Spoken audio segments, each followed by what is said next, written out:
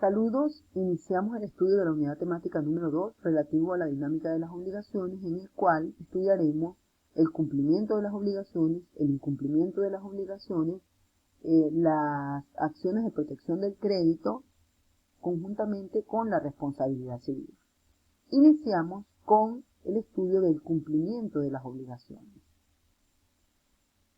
Para hablar de cumplimiento, es necesario hacer alusión a lo que es la obligación jurídica.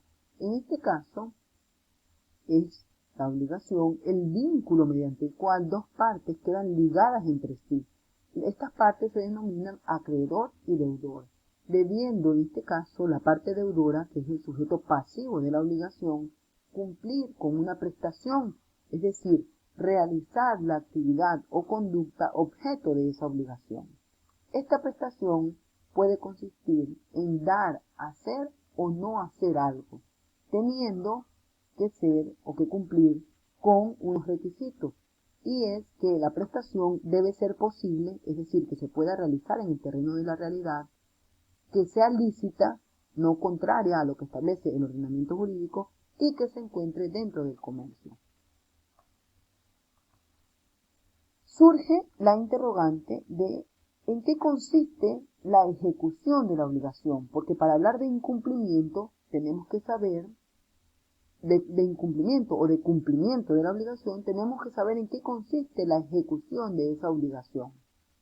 Entonces, la ejecución de la obligación significa para el deudor un deber jurídico, es decir, que no es potestativo, no queda a elección del deudor realizarla o no, sino que éste está obligado a realizar o a cumplir con la prestación, a realizar la obligación, a cumplir con la obligación.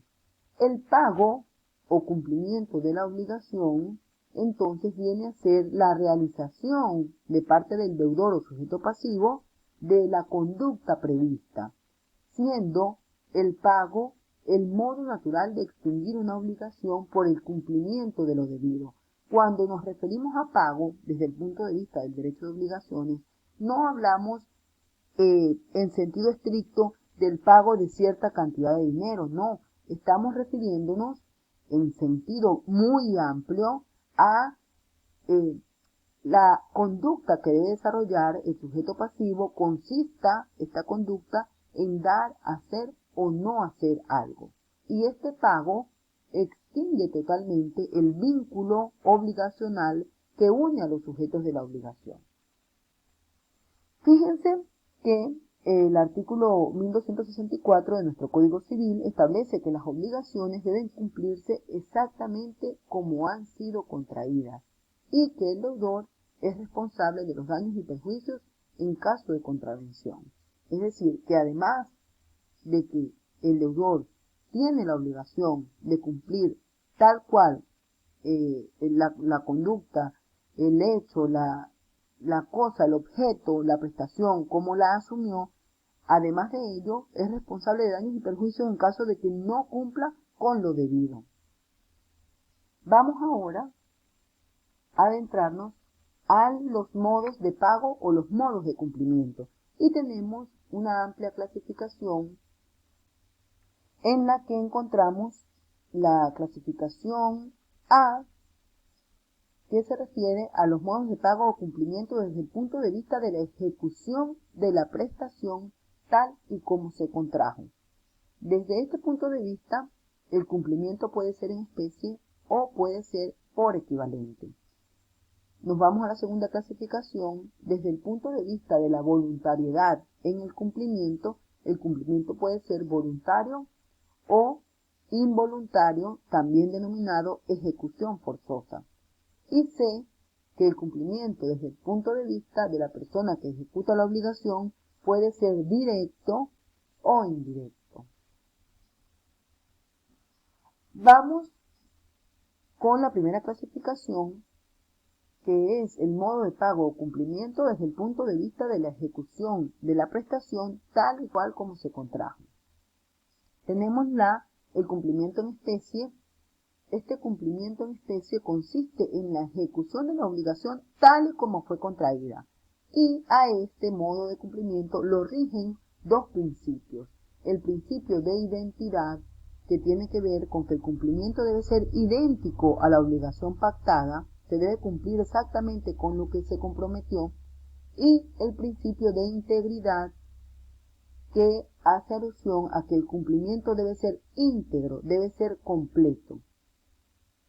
Hay unos casos en los cuales no procede la ejecución en especie. Estos casos son: el primero, cuando existe una imposibilidad natural, porque la cosa que constituye su objeto ha perecido, no está disponible o es irreemplazable. En este caso podemos colocar como ejemplo cuando hay imposibilidad de cumplir con esta obligación, por ejemplo, cuando hay la pérdida de un miembro del cuerpo humano. Por ejemplo, estaban trabajando en la agricultura y un trabajador sin querer le cortó la mano a otro. En ese caso él es responsable, pero no puede pagar la mano, es decir, no le puede poner otra mano, no le puede devolver su mano. Entonces, en ese caso, como la cosa que constituye el objeto de la obligación es irreemplazable, no se puede o no procede la ejecución en especie. En ese caso, procede otro tipo de cumplimiento, que es el cumplimiento por equivalente, ya lo veremos más adelante. También, cuando la cosa es única e individualizada, por ejemplo, cuando se trata de una obra de arte que ha perecido o que se ha destruido, esa cosa es única e individualizada y hay imposibilidad de cumplir en especie esa prestación, porque no se puede buscar otra igual. O cuando la cosa no está disponible en virtud de una disposición legal que la ha sacado del comercio. Tampoco, porque ya no sería lícita. Recuerden que la obligación debe ser posible, lícita y que se encuentre dentro del comercio. Entonces, al estar fuera del comercio por una disposición legal, ya no se puede cumplir en especie. Tenemos el segundo caso en los cuales no procede la ejecución en especie, que es cuando, en virtud de la naturaleza de la obligación, la forma de la obligación, la ejecución en especie no es posible. Aquí tenemos las obligaciones sujetas a término esencial. Un ejemplo de esto es cuando hacemos un contrato para que nos surtan de unos arbolitos para la Navidad, y resulta que la parte deudora, en este caso el proveedor, llegó con los arbolitos de Navidad en el mes de enero. Esta obligación estaba sujeta a un término esencial y ya después de ese término se considera que la obligación no se puede cumplir en especie porque ya ese término esencial pasó. También tenemos las obligaciones de no hacer, cuyo incumplimiento es imposible de ser borrado del terreno de la realidad. Por ejemplo, cuando una televisora contrata a un artista y el contrato es de exclusividad. Entonces, ese artista sale en otra televisora, graba un programa y sale, se hace público en otra televisora, sale al aire en otra televisora.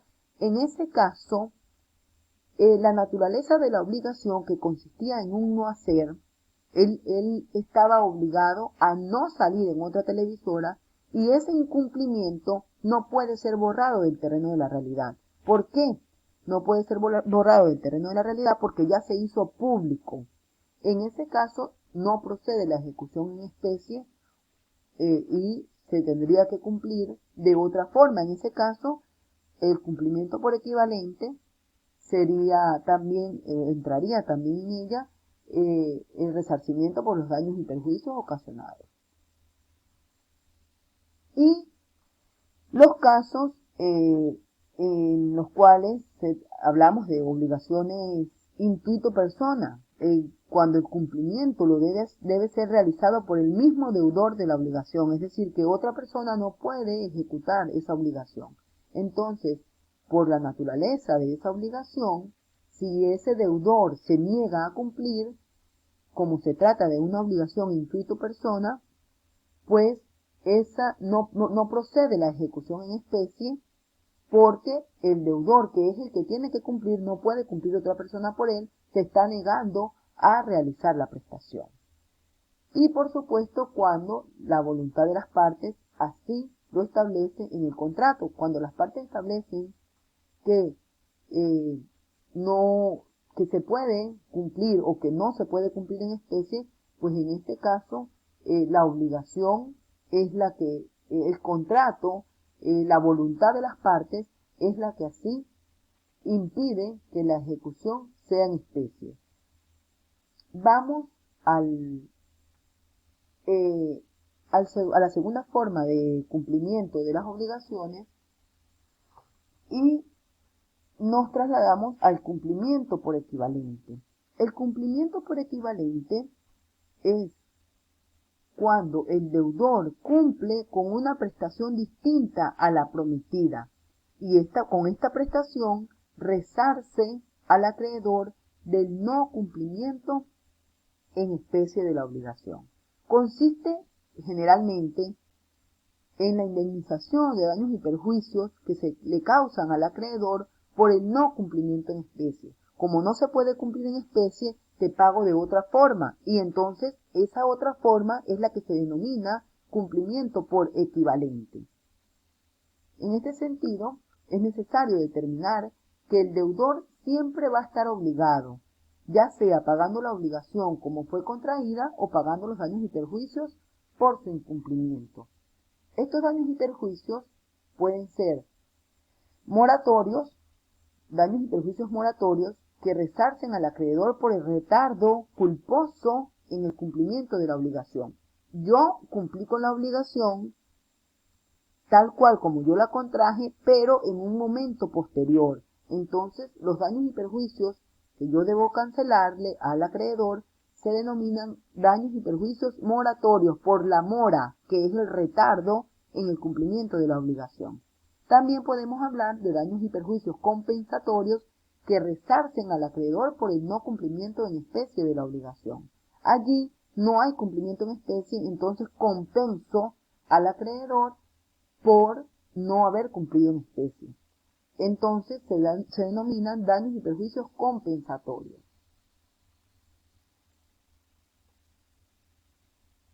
Nos vamos a la segunda clasificación, donde tenemos el cumplimiento desde el punto de vista de la voluntariedad en el cumplimiento. Tenemos el cumplimiento voluntario, que ocurre cuando el deudor cumple de manera voluntaria sin que el acreedor ejerza sobre él ninguna acción coactiva, voluntariamente cumplió con su obligación tal y cual como fue contraída.